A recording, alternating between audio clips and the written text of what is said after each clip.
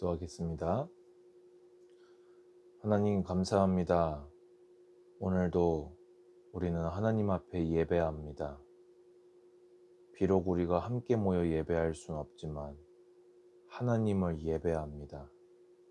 우리가 어디에서 누구를 만나 무엇을 하든지 어떤 상황에 처한다 할지라도 우리의 믿음이 변치 않게 하시고 믿음에 합당한 삶을 우리가 지켜낼 수 있도록 주여 성령으로 충만케 하여 주시옵소서. 예수 그리스도 이름으로 기도드리옵나이다. 아멘. 오늘 하나님 말씀은 사도행전 14장 19절에서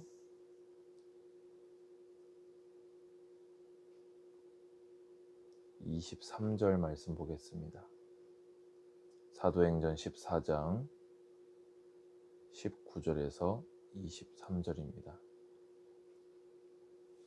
유대인들이 안디옥과 이고니온에서 와서 무리를 충동하니 그들이 돌로 바울을 쳐서 죽은 줄로 알고 시외로 끌어내치니라. 제자들이 둘러섰을 때에 바울이 일어나 그 성에 들어갔다가 이튿날 바나바와 함께 더베로 가서 복음을 그 성에 전하여 많은 사람을 제자로 삼고 루스드라와 이고니온과 안디옥으로 돌아가서 제자들의 마음을 굳게 하여 이 믿음에 머물러 있으라 권하고 또 우리가 하나님의 나라에 들어가려면 많은 환난을 겪어야 할 것이라 하고 각 교회에서 장로들을 택하여 금식 기도하며 그들이 믿는 주께 그들을 위탁하고. 아멘. 네, 지금 읽었던 본문은 바울의 1차 선교 여행의 이제 중후반부에 해당되어지는 그런 말씀입니다. 지금 바울이 루스드라 성에서 복음을 전파하다가 이 안진뱅이를 일으키게 되어지고 그때 사람들이 바나바를 보고 제우스라고 숭배하려고 했고 바울을 보고 헤르메스라고 하면서 숭배하려고 했을 때 바울이 옷을 찢고 그들에게 소리쳐서 복음을 전파하게 되어집니다. 이렇게 해서 복음을 전파하고 있는 과정에서 비시디아 안디옥과 제가 지금 비시디아 안디옥이라고 말씀드리는 이유는 바울을 파송했던 교회인 안디옥 교회 할 때 그 안디옥이랑 지금 여기서 얘기하는 안디옥은 비시디아 안디옥이라고 해서 전혀 다른 먼 지역이라는 겁니다.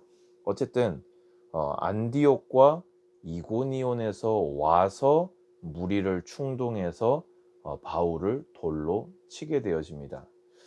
제가 좀 전에 말씀드린 안디옥과 이고니온은요, 루스드라에 오기 전에 복음 전한 곳이 이고니온이고요. 이고니온에서 핍박받아서 루스드라로 온 거였는데 따라온 겁니다. 근데 더 놀라운 것은 이고니온보다 앞에서 복음 전했던 게 비시디아 안디옥이었는데 거기서 핍박당해서 이고니온으로, 이고니온에서 핍박당해서 루스드라로 온 거였는데 처음에 안디옥, 이고니온에서 핍박했던 자들이 루스드라까지 따라와서 핍박했다는 것입니다. 저는 성경을 보면요, 사람들이 요즘 세상에 귀신이 어디 있냐, 마귀가 어디 있냐라고 하는데요, 이건 아무리 봐도 마귀라고밖에 판단이 안 됩니다. 여러분 생각해 보세요. 누가 뭐 특정 종교를 믿어라 라고 말을 하는데 그 당시는 지금처럼 뭐 자동차, 자차 뭐 이런 게 아니고요, 말 타고 마차 타고 뭐 나귀 타고 이런 시대거든요. 그것도 돈 많은 사람들 이야기고요. 바울 선교팀도 마차 타고 한 게 아니라 걸어 다녔습니다. 그러면 그 수십 킬로 떨어진 곳에서 안디옥에서 핍박하고 이고니온에서 또 핍박하고 이 루스드라까지 따라와서 핍박을 한다는 것은요, 반쯤 정신이 사로잡힌 겁니다. 그리고 이들이 바울을 돌로 치는데요. 보통은 유대인들은 이 성읍에서 돌로 쳐 죽이지 않고 그걸 부정한 것으로 봤기 때문에 성 밖에서 돌로 쳐 죽였거든요. 근데 얼마나 이 악독한 마음이 다급했는지 돌로 먼저 바울을 쳐버리고는 죽은 줄 알고, 그러니까 시체는 아니었지만 그들은 시체인 줄 알고 이제 도시 바깥으로 던져 버렸다는 것입니다. 성도 여러분, 기억하시기 바랍니다. 여러분들이 복음을 따라 살아갈 때에, 주를 섬겨 살아갈 때에 마귀는 정말로 존재해서 여러분 주변 사람들을 총동원해서 여러분들이 믿음의 길을 걸어가지 못하도록 방해하고 회방한다는 것입니다. 영적 싸움에 승리하시기를 축원드립니다. 그런데 제자들이 둘러섰을 때에 바울이 일어나 참 감사하지요. 하나님께서 전적으로 보호하신 거예요. 수십 명이 덤벼들어서 악독한 마음으로 돌로 내리쳤는데 사람이 죽지 않고 일어난 겁니다. 그런데요, 여기서부터 정말 놀라운 일이 벌어집니다. 그 성에 들어갔다가, 여러분, 우리가 뭐라고 될까요? 실수로 날아온 돌에 맞았다고 한번 가정해 봅시다. 그게 눈에 맞았다. 그게 입에 맞았다. 그러면요, 그것도 진짜 평생 잊지 못할 끔찍한 기억이 될 건데요. 사람들이 자기를 정말로 죽이려는 마음으로 돌멩이를 집어 던지는 그 장소, 그 일이 완전히 해결되어도 쉽게 가지 못할 것 같아요. 그런데 바로 직전에 자기를 죽이려고 돌로 치던 성읍 루스드라로 바울은 다시 들어갔습니다. 따라오면서 치던 자들을 볼 때에도 귀신이 정말 있다는 걸 알 수 있었는데요. 바울을 보면요, 정말 성령님께서 우리와 함께 하신다는 것을 확인할 수 있습니다. 바울이 루스드라로 왜 들어갔을까요? 거기에 구원받은 자 중에 확립하고 세워져야 할 사람이 있었기 때문입니다. 그거 아십니까? 나중에 바울의 아들, 이제 수제자 누구지요? 디모데가 루스드라 출신인 것은 결코 우연이 아닐 것입니다. 그리고 나서 그 이튿날 제자를 확립을 시켜 놓고 바나바와 함께 더베로 가게 되어지고요. 이 더베가 이제 반환점입니다.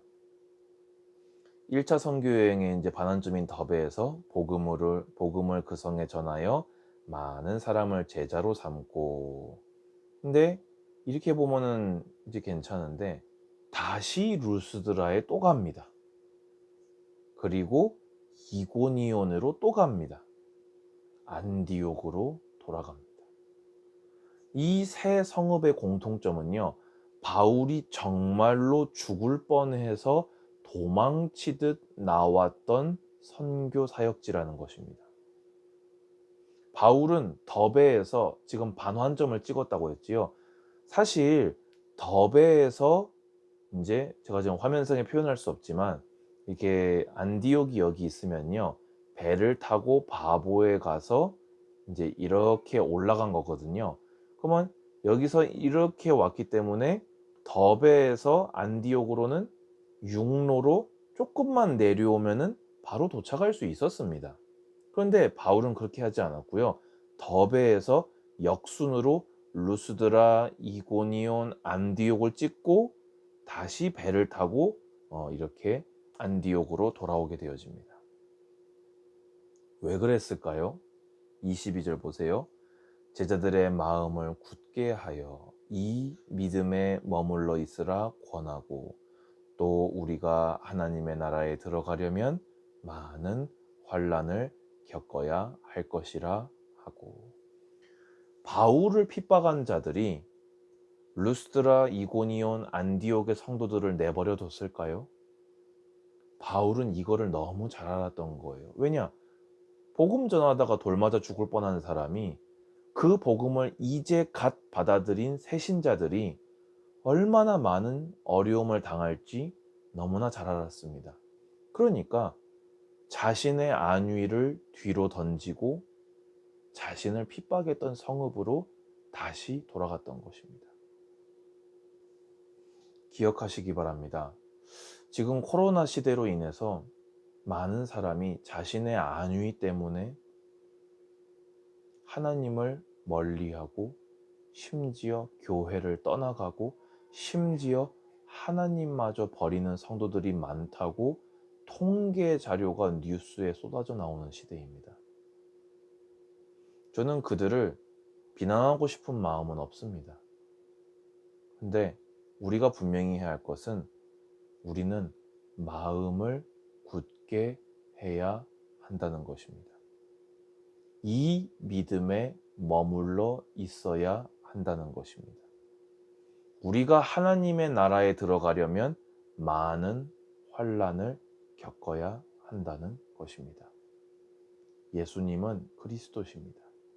코로나가 와도 예수님은 그리스도십니다. 변한 것은 아무것도 없습니다.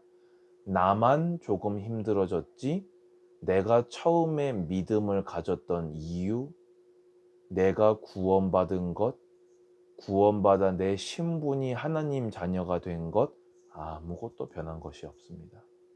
마음을 굳게 하시고 이 믿음에 머무르시고 우리가 하나님의 나라에 들어가는 과정에 있는 모든 환난을 이기고 이기시는 우리 모든 예배자들 되시기를 축원드립니다. 각 교회에서 장로들을 택하여 금식 기도하며 그들을 믿는 주께 그들을 위탁하고, 그래서 바울은 이제 처음에 이렇게 가면서 복음을 전해서 교회들을 세워놓고 다시 돌아오면서 교회에 장로들을 세우고 성도들을 제자들을 확립시키면서 교회를 든든하게 세웠다는 것입니다. 오늘 말씀을 정리하겠습니다. 마귀는 성경에 정말로 존재한다는 걸 알 수 있습니다. 영적 싸움에 승리하시기 바랍니다. 영적 싸움은 예수님께서 성경 말씀으로 그 말씀을 믿는 믿음으로 하셨습니다. 말씀이 마음에 없는 자는 절대로 영적 싸움에 승리할 수가 없습니다. 두 번째로요, 바울은 자신을 돌로 쳤던 루스드라, 이고니온, 안디옥에 일부러 더들어갔습니다. 여러분의 안위 중요합니다. 저도 제 안위 중요합니다. 제 자식, 제 배우자 안위 중요합니다. 하지만 그것보다 중요한 것은 하나님의 뜻입니다. 저는 사실 오늘 말씀을 묵상하면서도 그랬지만요, 바울처럼 할 자신이 있습니까? 라고 하면 사실 자신이 없습니다. 저는 이런 일이 무섭고 두렵습니다. 하지만 제 마음에서는 이 일을 제가 감당하기를 바라고 있습니다. 그래서 성경이 있습니다. 제 마음이 약해지지 않도록, 제 믿음이 이탈되지 않도록, 제가 하나님의 나라에 가는 길에 있는 환난을 우리가 환난에서 물러서고 도망치지 않도록 성경 읽고 있습니다.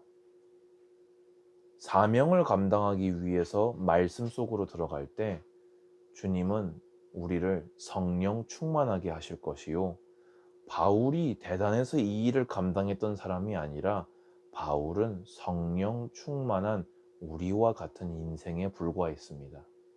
성령 충만 받게 되시기를 축원드립니다. 마지막으로 조금 전에 말씀드린 것처럼 나의 안위냐 믿음이냐, 우리는 예수님의 십자가의 사랑을 헛되이 받으면 안 됩니다. 이 작은 질병으로 물러가라고 지신 십자가는 아니었을 것입니다. 내 안위 때문에 방임하고 방치하라고 지신 십자가는 아니었을 것입니다. 오늘 하나님의 말씀을 통해서 바울이라는 개인을 와, 역시 바울이다 할 것이 아니라 역시 복음이다. 역시 성령 충만이구나.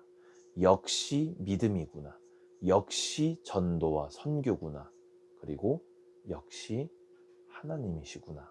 라는 것이 발견되어져서 바울과 같은 제자의 길을 힘차게 걸어가시는 우리 모든 하나님의 사람들 되시기를 예수님의 이름으로 축원드립니다. 기도하겠습니다.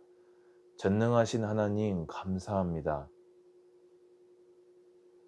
우리가 마귀와의 영적 전쟁에 승리하도록 일평생 말씀을 마음에 담는 삶이 되게 하여 주시옵소서. 바울은 자신의 안위를 뒤로하고 루스드라로, 이고니온으로, 안디옥으로 일부러 찾아갔음을 봅니다. 주여, 종으로 성령의 충만함 받게 하사 하나님의 뜻을 이루게 하여 주시옵소서.